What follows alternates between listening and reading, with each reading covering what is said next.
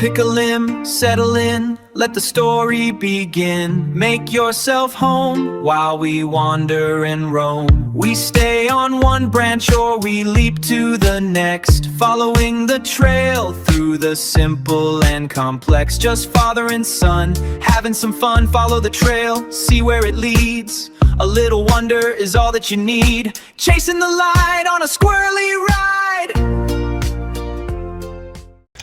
Welcome to Squirrel Trails. Sorry, we were talking priorities. It did not go well. No. Yeah. Priorities and AI. Being mean. So, I got yelled at. We'll roll back to that in a few minutes. We hadn't intended on talking about that, but it's really going to be a thing. So. Well, I mean, you were probably going to talk about some AI at your conference. We had AI in every session. So let's back up. Let's go back to the way we normally do this. Sure. So how was your week? Yeah, actually, how was your week? Well, I'll go first this time, since you asked. Thank you for asking so nicely. Had to happen eventually. It was good. So let's see here. What did I do? So it's been a TIG. Yep. I finished off TIG. You guys finished off TIG. As of today. So tomorrow we move on to MIG, which is basically wire feed. Okay. And so I got the 2 certifications for TIG. Okay. And didn't do any pipe certs. So that's the ones you really want to do is get to the pipe certs. And I didn't do them because I didn't want to rush and do them. Okay. I can finish off because there are no pipe certs when it comes to MIG. Okay. So there's, I think, a total of 7 different certs that I can take with MIG. One of these days, we're going to actually have to provide a list to this group as to 100%. what are those, and maybe do that this as a is part of the session. squirrels. They can squirrel down their own trail. We don't. I'm just giving them the nuts. We're just giving them the nuts.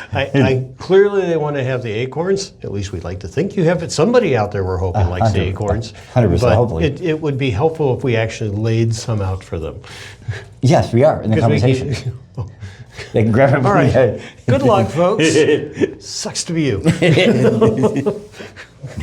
No. Well, yes, we will eventually get there. Okay. But anyway, so that's kind of all we did. We had a couple guys take their pipe test today. Okay. They passed the visual. All right. Find out tomorrow if they actually passed the bend test. Okay. So, and I just wasn't comfortable taking it and then brushing through. So. How do you do a bend test on a pipe? You cut it. You cut the pipe. So you've welded a pipe together. Yep. And then you cut it into little strips. The length of the pipe. The length. Not the width of the pipe. Not the length of the pipe. Okay. Yes. And then you see if. Maybe I'm okay. So you have I take this tube. You have a tube. So, and actually, okay. So I take this pipe. Okay, Tube is different than pipe. A whole different conversation. Is there a tube certification? No, because there are pipe certifications. Tube and pipe are 2 different things, depending on how you measure them. Okay. So internal versus external. All right. A whole different conversation. Whole different rabbit hole. Okay. So you have a this is pipe. one pipe. You take a different pipe. Right. And we're going to use these papers later, folks. Yes. Sorry. This is just clearly a conversation that's waiting to happen. This is what happens when I get yelled at. By his AI. By my girlfriend. But yeah, so these, you weld these together. Yep. Okay? Got it. Now, so now that they're welded together, okay? So assume this is 2 pieces welded together. Got it. We cut, this is the strip. Okay. And which then, is, a weld is like right through this. Well, yep. Okay. So the length gets stripped. Yep. And you go into 4 pieces. Yep. Okay. And you have 2 outside tests. Okay. And you bend it this way. Yep. and then you have 2 inside that Well. you're looking at that you're going to bend this way. Okay, cool. All right. Then Cool. they all had to pass. Okay. You can't just pass one of them and be good. No, they all had to pass. They all have to pass to be able to say, You're certified. because in reality, you can't be certified as a pipe if you only did, so it could bend one way. Yeah. Well, you can't be good because you're good in this section, but the rest you suck at. Okay. No, it's not how it works. Okay. Man, I wish more jobs were built that way.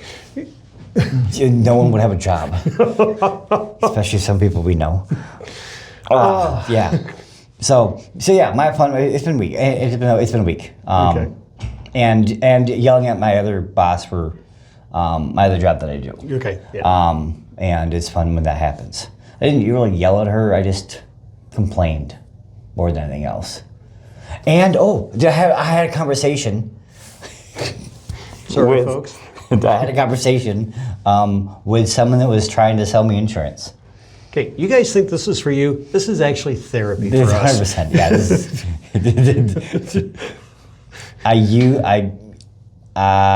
is, so normally when someone texts you Yes. and you like, oh, this is just a scam or this is just some person trying to sell me crap, Yep. you ignore it. You should. You should. I don't. I was going to say, you don't always make good life decisions. True. That's why I'm becoming a welder. So the conversation started out pretty snarky.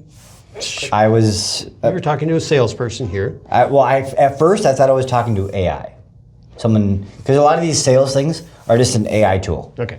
And so I was just being snarky and seeing what it would get back. Okay. And eventually got to the real person. I may have been the real person the entire time.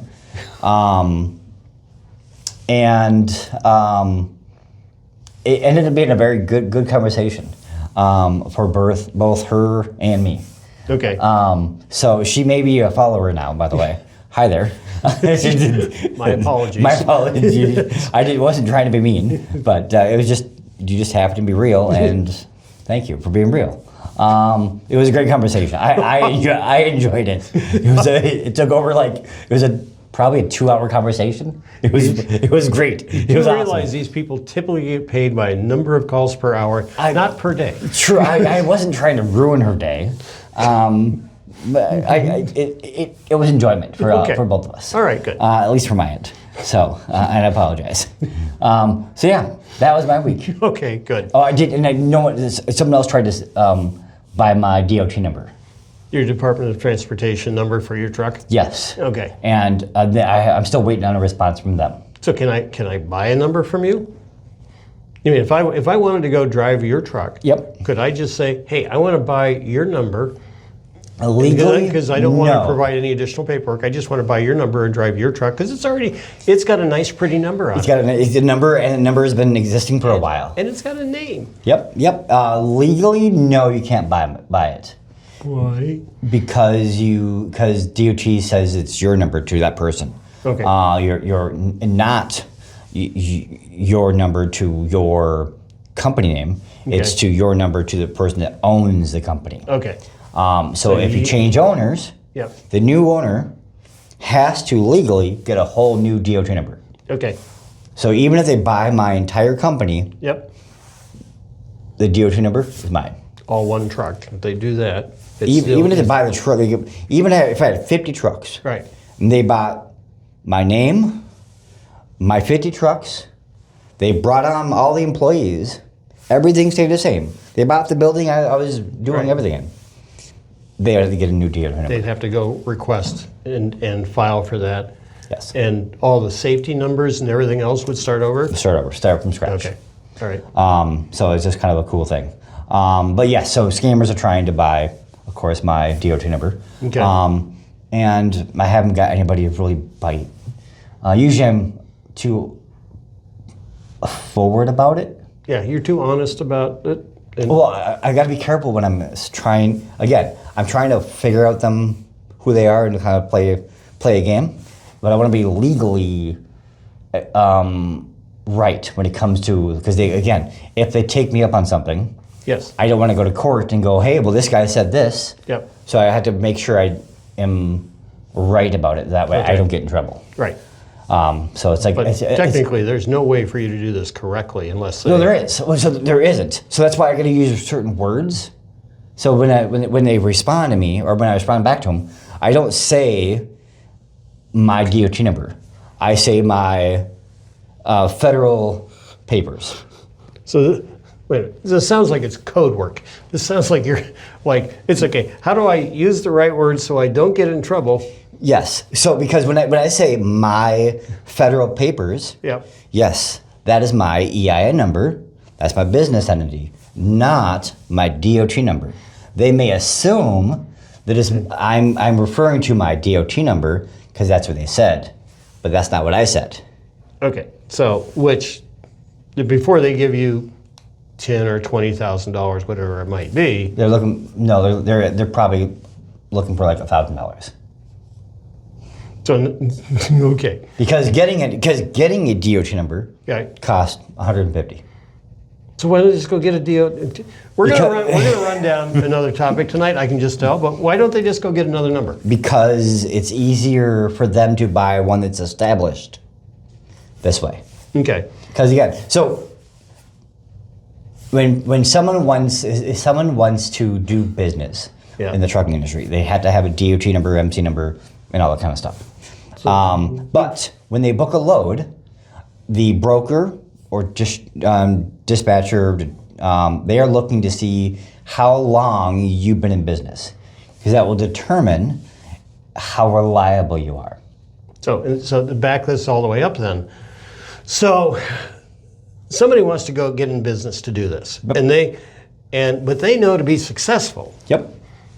Or at least be able to do this somehow. They can't do this easily just by starting from scratch. Oh, they can. Sure, yeah, it's easy. Just go you can go buy a truck.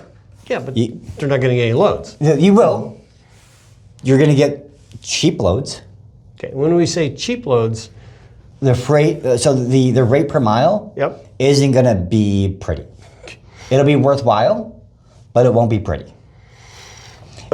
Okay, so let's back this up a little bit, because we've confused everybody here. Sure, you did, probably. You and I know how this kind of works.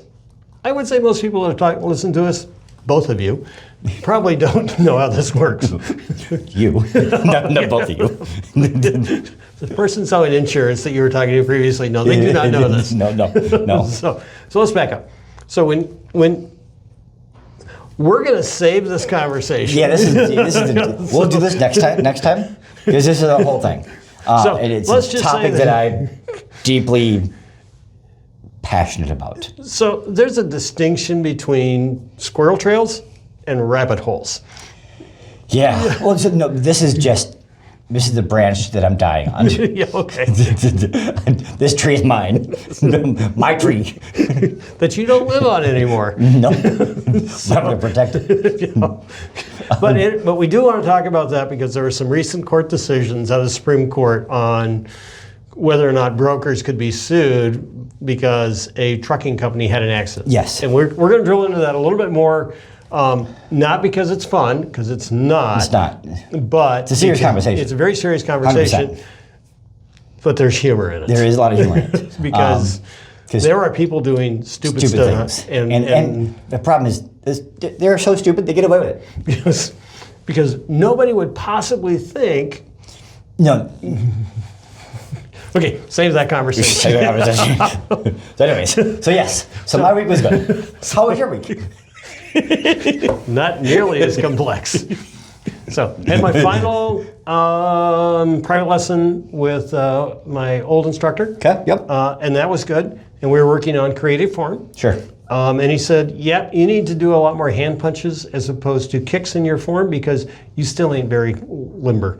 And so your kicks look like crap. Essentially is what he's telling me is, yeah, your kicks don't get way up here. They're kind of like way down here. So your kicks can go about as high as maybe your knee? I can get them above my knee, and I can generally get them right about the belt height. Okay. But the reality is, when you're doing a, You need to be up high. they need to be up high. You need to see someone's head, not their waist. I could I could make a case that in my ring nobody needs to wear a helmet because there ain't anybody kicking up to our heads. No, down in there was I think there was one guy that was fairly limber at his kicks. Yeah, I did get you're right. I did get kicked in the head once. So in the ring, but that was in Phoenix. That was in Nationals. That was Nationals. That was actually Worlds, but yeah, and that was it's. Yeah, I want to look at his birth certificate. Just saying. Yeah. So outside of that, we had Secure 360 this week. Yeah. So you moderated a couple rooms. Yep. One room. Okay. But different speakers. Different speakers. Okay. So Secure 360. It's we talked about it last week, and we talked about it too late for you folks to actually go. So we'll get to that better next time. Because my company wouldn't pay for me to go, and I didn't want to drop the money myself because I'm cheap. No, wait a minute. I have a son going through welding school. Nope. Hey, I'm paying my loans. Yes. For now. For now. I moderated one room. So I got the big room down there where we're at, and so with me, and I didn't get to go to some of the sessions I really wanted to go to. Yep. So that was a little frustrating. But hey, you didn't pay for the event. But I didn't pay for the event. So good point. Give and take. Kind of you get what you pay for here. Is that the concept? Should we run a risk analysis on this? Nope. Because to be honest, there were a couple of sessions I probably wouldn't have gone to if I hadn't been in there. But one I had not intended to go to, I actually had to go to, and it was actually really good. Awesome. So can change your mind? Did kind of change my mind. So here's the fun part. I had a big long room, or at least I found it fun. And it's like 25 people across and probably 40 rows deep. Okay, sure. So it holds 800 people in that room. It's a big room. Yeah. So the challenge is for most of the sessions we didn't fill the room. Now there were some ones that, not my sessions, the next day they had some really good guys that filled the room. Sure. But for my sessions, they were probably about a third empty. Okay. So it's a long room, and I made the point, this room needs 2 moderators. Why? Well, not sure how many of you, I'm sorry, just one again, go to church. But it's that standard conversation. How many people sit in the front row of the church? Sure. How many people sit in the front room of a classroom? Yeah, I mean, it depends on the person. Yeah. Personality. Yeah, it depends on personality. You are all IT folks, so you are all wearing pocket protectors. Yes. So you're probably going to sit in the back. So that was my conversation. We had one person. We need one moderator up here to introduce the person, and one moderator in the back to go back and basically move the cats forward. So you could limit the amount of chairs. Yeah, that probably would have been a good idea. It's better to pull out chairs. Hey, look, we're grabbing extra chairs because I have been to church services where they did that. This is the whole point. Yeah, but I'm lazy, not doing that. Because that's I was in MLMs. This is what you do. What you do is you only have so many chairs, and then when you add chairs, people go, "Oh, look, this is important." Yes, this is important. People were there. We're adding more chairs. Yeah, that's a good point. Yeah, none of us are that engaged. Sorry. If I had to do that, nope, not happening. But one of the things that did occur to me, and I did reach out and talk to some of the folks, we're looking at that. People are sitting toward the back of the room. They're sitting close to an exit. And I walked down to some of them and I went, you don't seem real committed to this topic. They're like, what do you mean? I said, you're sitting in the back, you're kind of next to the door, looked like it's for an easy way out the door. And they went, oh, you're right. That's a good way to put it. And they're like, so I would like you to be more committed to, this is not my job, I'm not moderator, but I would like people to actually stay around for some of these things. I would really like to see you more commitment to the topic. Move up front, or if you don't like that, move at least away from the door so you got to maybe embarrass yourself a little bit as you walk across. Not that any of the instructors would have called you out. The speakers would have said, hey, why are you walking across there? You would have. Yes, but I used to be an Army first sergeant. I would have. Hey, where are you going? Okay, I would have said, no, sit your butt back down. So, and for some of these, I actually should. I would say of the 8 sessions, because there were 4 sessions I saw on Wednesday and 4 sessions, I think, on Thursday. It was Wednesday and Thursday. And then Wednesday night I went to Taekwondo and got kicked around on the mat. So it was an exciting day all the way. So the first one I had was really about mindfulness. And it was the last day on Wednesday. It was really good. And it basically said, you need to think about what you're doing. Is about, don't get wrapped up. We're in information technology is a high stakes field. Sure. Because we don't want there to be data breaches. Now, Yep. I would make a point, unless you're working in manufacturing and you're working on OT or operational technology, those things that are, moving equipment around and that kind of stuff. But for most of what we do, working in a bank, nobody typically dies. So it's an interesting conversation to think about. This is all really, really serious stuff. And maybe because of my Army background, I'm like going, okay, like nobody actually dies at this stuff. Yeah, what is serious? What is serious? Now, if you're building robotics that are working in a manufacturing facility, yes, people can and have died doing that. Yes, because when the equipment goes and picks up somebody or moves them around or slams into them, so. What's the risk analysis of an ATM falling on someone? Well, only if they're stealing it. That has happened. Sure, but it's still a risk, isn't it? Yes, because they died. Who's paid us? Whose fault is that? Their family is not going to sue me if they were trying to. I mean, again, remember the person that fell through someone's roof or the window and fell on the knife of the homeowner and then sued the. Yeah. So same thing. Okay, yeah. So the safe should have been secured better, and it wouldn't have fallen on me. Okay. I can be a lawyer. You just can't necessarily read all the law books, but yes. No. I'll have them read to me. But the God help me. So the key on this one was simply take a moment. Yep. Be mindful in the moment and take a break. When you're doing stuff, even if it's really stressful, find a way to take a break and center yourself. That's actually really good in most things in life. Yeah, I mean, even for welding. Yeah. Like today, I was stressed about the pipe. Yep. And I'm like, should I do it? Should I not do it? Because I am close on getting a good root pass. Yep. And I'm like, okay, I just take a break, just leave it, stop. Okay, think about it, things, and then come back to it. Bless you. So being mindful is not just great for security, but it's also good for it's anything, and it's important in a leadership role. I mean, don't get so wrapped up that you're actually messing with people. And the example this person used is somebody had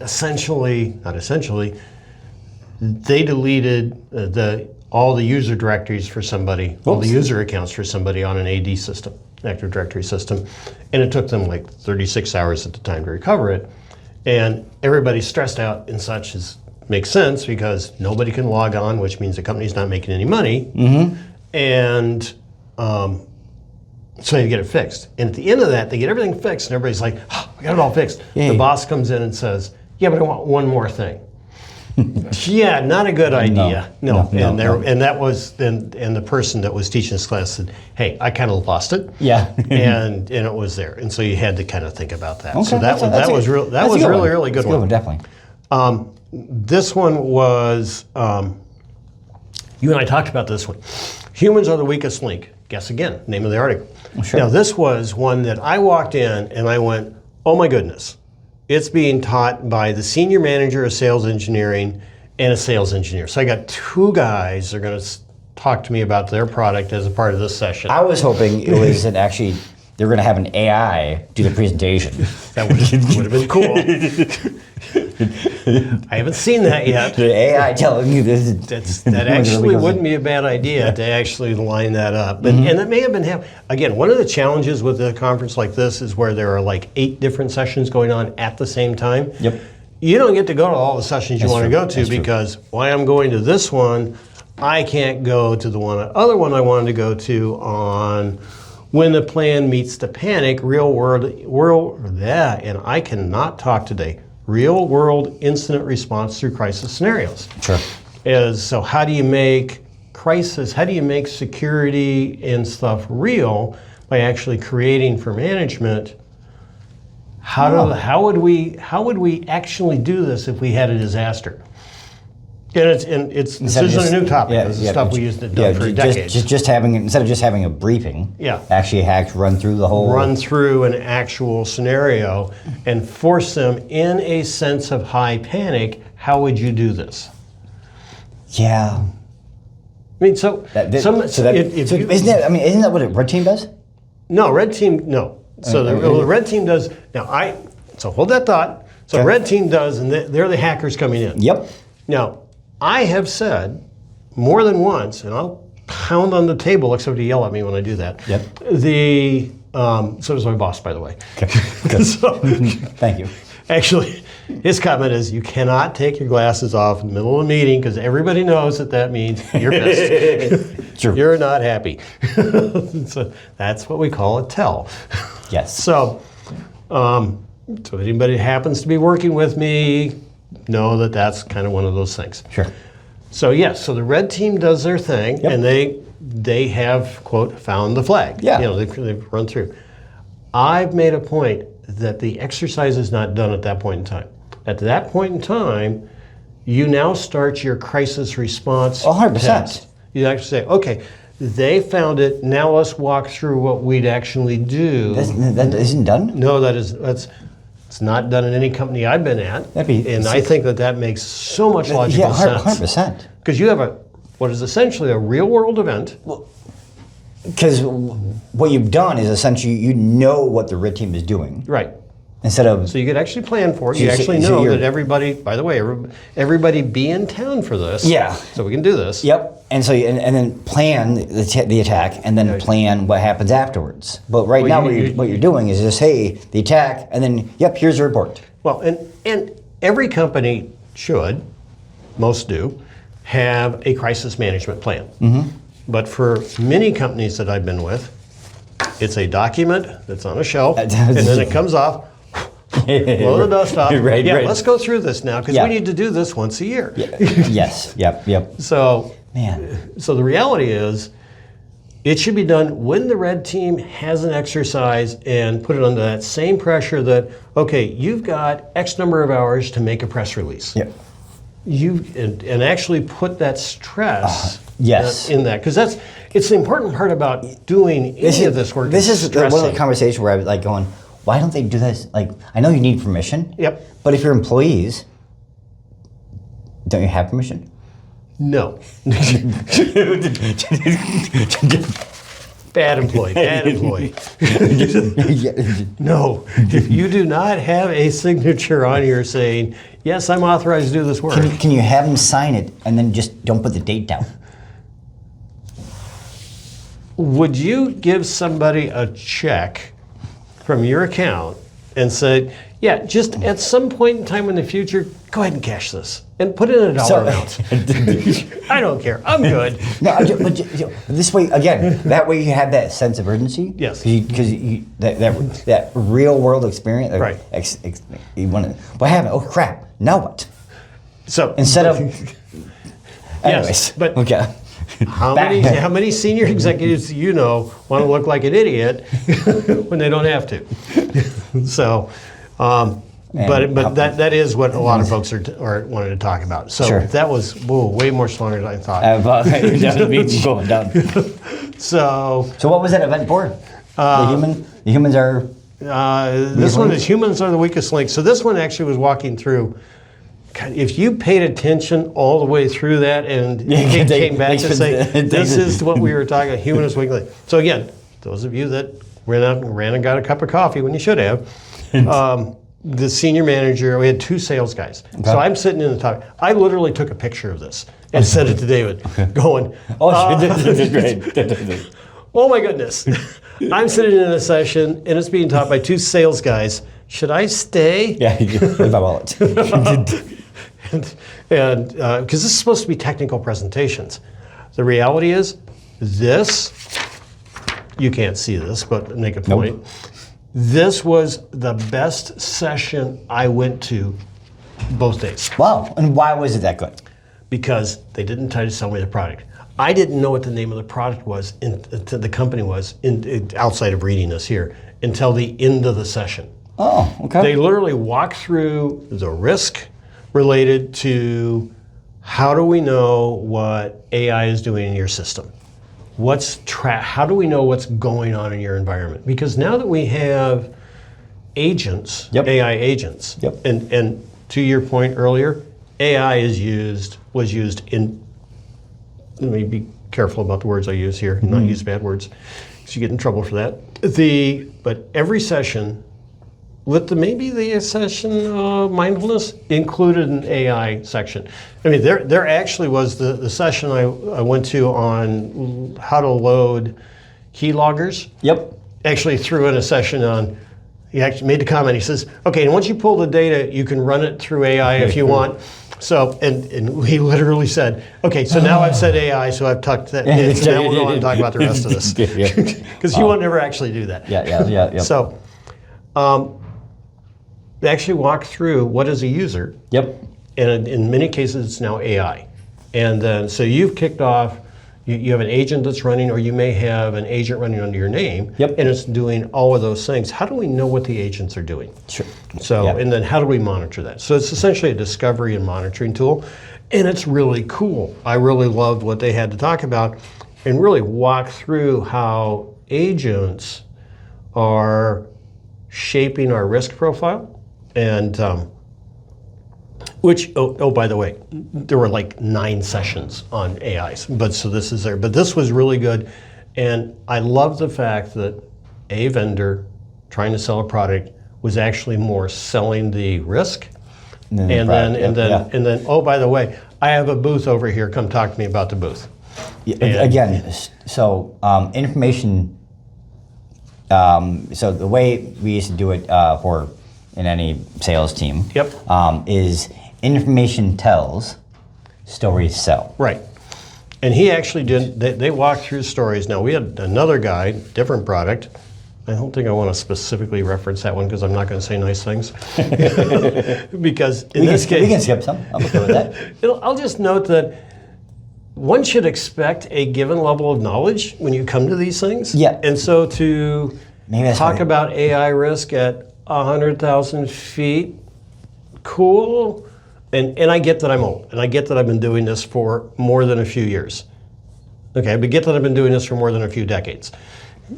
Some might say centuries. But no, you're not AI yet. You're only AL. Let me tell you about the story about the book series Bob, I Am Legion. Okay. So if you ever get a chance to read the book series Bob, or it's a book, Bob, I Am Legion, it's a great book series. It's Jake, sorry. So stayed at a high level and talked really about some of the issues and more about kind of what their product did. And it was really more of a come talk to me session and kind of a lead generation thing. I really felt like it was more of a lead generation. You want to understand more about the issues. It's more of a lead generation thing. Sure, and I like, this sucked. So that was not good.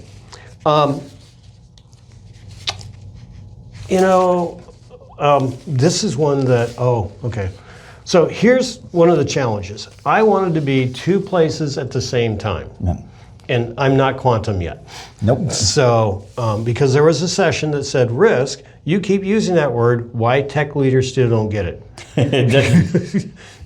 Because for those of you that are in there's, again, if you, the one person that's watching, we're going to keep running with that joke, by the way. 100%. Because it may not be a joke, it might be reality. I'm assuming there's at least one. There's a trust. If you're in the technology field, how many ways, when you say risk, I'm going to ask you to, especially in the security field, I'm going to ask you to take a moment over your day, and just for the course of a day, so more than a moment, course of a day, write down, tick off, anytime somebody says the word risk, and tick off how many different ways we use the word risk in the course of a given day. And that sounds like an interesting task.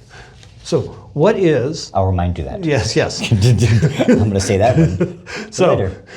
and this is one of the things that the guy talks about is we keep using the term risk, and we try and keep telling folks this could be risky.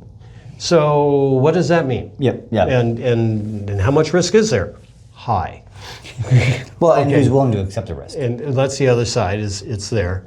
So, and the upshot, a key part of this was risk appetite and risk tolerance, and the ability to quantify that a bit.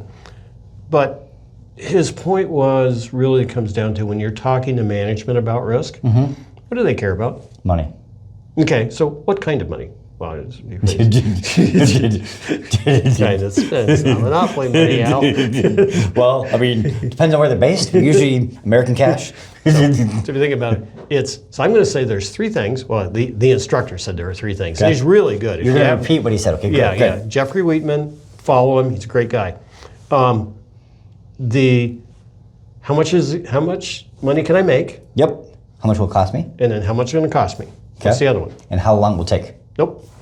It has to do with money? Nope. Kind of. Okay. Has to do with how our much salary. How much will it have to cost, make, and keep? No. Kind of. Cost, make, and save? Nope. How much could something cost me if it goes sideways? Okay. What's the rest of that? How is this going to impact my ability to make money? Okay. Okay. And then how much in trouble could I get into if I have a problem? What's my personal risk. And for executives, that's just as important as it is for you and I. So Sure. But we don't like to talk about that one because Nope. that's what we call compliance risk, and I should be more concerned about the company than I am about my personal risk. Bullshit. It's all about, in my mind, historically, it's been about how much trouble can somebody. When you're driving your truck Yep. and you're driving a load down the road, Yes. it's how much money can I make? Yep. How quickly can I get another load? Yeah, afterwards. And then how much is it going to cost me if I end up, having to get a repair or something like that? And how much is there? What happens if my load is overweight? Yeah, so yes, this is, when I pick a load, these are the questions I ask. And I have turned around Yep. and said, hey guys, I can't take this. Well, it's in your truck, just go. How much are you going to pay me? I can't ask that question. I would love to, but legally, Right, because they can't pay you to break the law. they can't pay me to break the law. So yeah. Because then they would be accountable for that. But if you're willing to break the law, They're not going to pay me extra for it. that's right. So, again, this is why I'm no longer in trucking, because my risk tolerance, yeah. And I am guessing we are way over time as it is. Yeah, about half an hour, I think. So, whew, talk about risk. But the class that I really wanted to go to and didn't go because I was good was the 10 most important information security books you should read. And they're on my shelf. Were you the speaker? Did I bring my shelf? There's a lot more than 10. There's 10 most important ones. Okay. This one? This one? Well, given my organizational skills, that one and that one and that one. This one was printed in the 40s, and it's printed in the year 2000. It's the same book. So, yeah, we won't talk about how to be duplicates. I have my shelves because I don't keep track very well. And when you get 7,000 plus books. And again, what you were taught in school is almost generally kind of the same thing today. Yes. Well, and there's a really good point. Wow. We could do a whole session on that. I actually have, I would like to say I'm an archivist. David would call me a hoarder. No, my wife would call you a hoarder. Yeah. I have magazines from early 1980s from when my field was called EDP auditing. And EDP? Electronic data processing. Cool. So, yeah, not that before information technology, it was electronic data processing. Because we didn't know it was information. We didn't think of it as information. Yeah. That actually was one of those So, I know, I'm playing those acorns. so actually, I don't have all of these, but wow, that's a first. But where I was going was, I actually have pulled out some of those magazines. Yep.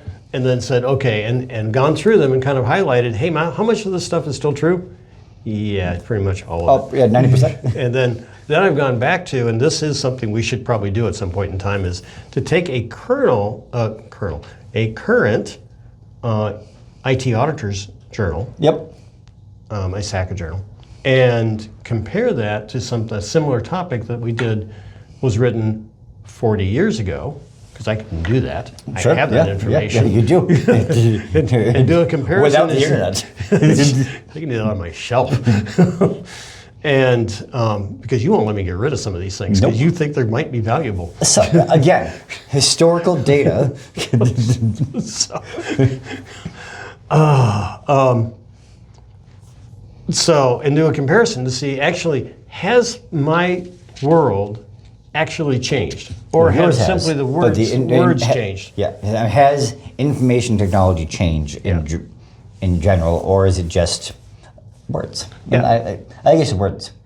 So, artificial intelligence. I have a book on artificial intelligence that was written back in the late 80s. Yeah. Isn't that when Clippy was around? Yeah. So, God, I predate Clippy. That's scary. You're in it. I was waiting for that connection. Yeah, that was frightening. I predate Clippy. Damn. So we actually, I would have loved, I actually had a friend of mine go to this. She was going to it anyway. Yep. She as well has made bad life choices and likes to collect books. So I have those 10 books. Cool. Now? On the way. Not quite, because I can't commit to that yet, because I might be in trouble with my wife if I get more books. And I'm not allowed to have books at the office because we are now in a kind of a shared cubicle situation, and I'm unwilling to cart around. And I got rid of my storage unit in my truck. Yeah, so you can't store them there either. Can't store them there either. Okay, so anyway, we'll provide that list as well because it was a really good list. I actually have from the EDP Auditors Association, I actually have a list of the key source material for audits in 1989. Okay. So it'd be interesting for you guys to compare that as well. So the class that we're way over, well, let me just keep going. Generative AI at Work, How AI Assistants Improve Everyday Work Life. And this was a guy that actually gets into this. He actually teaches this at US Bank on using how do we embed AI into some of our work activities. Is it good to do that for everything? I mean, no different than having an assistant that you're using. Sure, it's a ton different. Yeah. Why? Well, one, the assistant usually speaks close to your language. Okay. So again, well, normally when you ask them something, oh crap. Okay, we were going to get into that, and we didn't get it. So save that for conversation. Yeah, but that's a whole separate. David and I were having a conversation. Is water wet? Is water wet? Okay. So to end your conversation, so just as a story to end today's video. Because otherwise, this is never going to end. Yeah. So on Monday, you asked me. Yep. Is water wet? Right. And because you got off a different. I always got a podcast that I like. Yep, you were done with the history podcast, and then I asked you. So is the history podcast is over with? Does that mean history's over with too? Well, okay. I was talking. There was a podcast on Neo-Hittite history. My interest could be considered a bit broad. Broad as a barn wall. But yeah. So then, is water wet? And you and I had a brief discussion about it before you hopped on the bus or something. And then I had a longer conversation with my girlfriend Otherwise about- known as the AI tool. Let's be really clear about that. well, Let me Gemini. reinforce that. About the molecules, breaking down the chemical components in the molecules and how they connect together. And then I had a deeper conversation after school that lasted a half an hour to an hour, breaking down not just water molecules, but then getting into way sciencey, like teleportation, walking through walls. If we could break down the chemical compounds of water molecules, can we do it with walls? And how science or the TV shows, if you vibrate it enough, you can actually just reach your hand through, and technically it wouldn't work because the molecules would just fall apart. Anyways, so this whole conversation got really nerdy. And then I shared it with you, Yeah. and then you asked. So it is because Tool, the AI product, AI Gemini, tools. he All provided the AI tools, basically. made highly supportive comments to him throughout the process. When I'm like going, yeah, that's stupid. That's not the way that works. You shouldn't be getting corrected on that. Well, there were some things that got a little rocky. So, but it was very supportive, very. It's one of those things that we found, and we talked about this a few weeks ago, is that AI makes you feel good about yourself as you're engaging with them, and is that a positive behavior? Sure. So you asked to be mean to me. Yeah. I actually said, would it correct you? You decided to say, would it be mean to me? And Wow. it got snarky. It got real mean. I feel bad. Because it basically said, okay, let me, for all intents and purposes, says, all right, you want me to be real. Yeah. Let me be real. And it said, you got so much of this wrong. Yep. So, and that's where now I'm actually going to correct it. Okay. Say, hey, when I got these things wrong, why didn't you call me out on it? So now that it's going to be mean to me, I'm going to now be mean back. So what I'm going to ask you to do Okay. for next time, because we do need to end this. I got supper waiting. It's all about me and my stomach. I'm going to ask you to pull out some nuggets out of that. Yep. And we can do that together. I don't care. But let's pull out some nuggets to share.